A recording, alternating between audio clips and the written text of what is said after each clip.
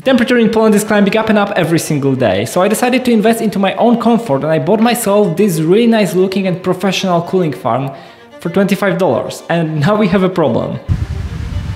If there is a problem, there is also a question, can we fix it with a toroidal fan? I'm going to design, print, fix and measure everything I can to answer this question. I did a quick fan design in Fusion 360 based on the original one and I wanted to print it on this huge printer, but it failed. So I started again and it failed again. So I started again, it failed 6 times in total. It took me like 2 days to finally start successfully printing this thing and it took only 15 hours to print this thing and in the end the print was pretty decent. Before applying any post-processing, I measured the performance of a bare 3D printed fan right after printing just to compare it later to hopefully super smooth toroidal fan that I will have. And I measured that, but we'll go back to measurements later. To make the fan smooth, I did some sanding, then put plenty of filler on that thing, sanding, filler, and then finally a layer of paint. It ain't perfect, but it's honest work. And now we are going to do some science using my professional laboratory grade testing equipment, that is the yellow anemometer, the sound measuring device with a modern touchscreen, and this smart thing, and lastly my dad. That is the equipment. It's professional, I promise.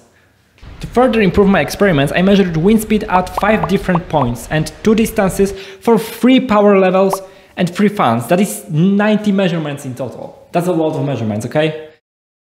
To skip all the boring measurements, here are the plots. Considering the inaccuracy of my test setup, that was almost perfect obviously, we can conclude that all fans generated pretty much the same wind speed. Let's move on to the noise level. I measured it in the front, in the back and on the side at 1 meter distance, and I made sure that when measuring in the front, the fan is not blowing air directly onto the iPad, I mean the professional testing equipment. Here are the plots and the differences are once again not really that huge, but intensity of the sound is one thing and how annoying it is for us humans is the other, so for that reason let's look at the spectrograms and let's listen to the noise. It will be loud, be careful.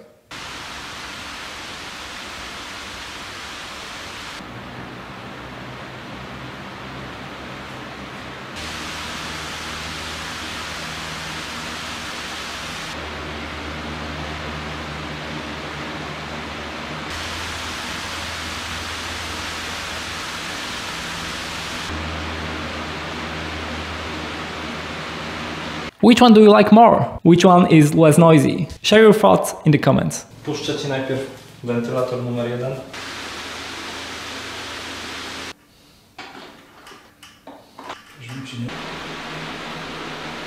Co? Co? Dla mnie to jest prawie identyczne.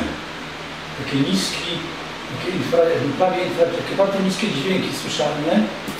Tak wydaje mi się.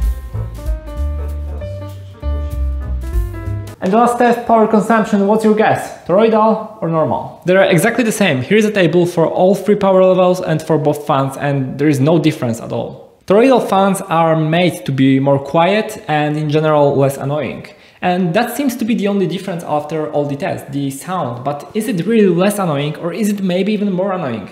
I have my own preference, but I would like to hear what you think in the comments. If you'd like to support my work, there's a link to my website and my Patreon in the description. And if you like content like that, consider subscribing.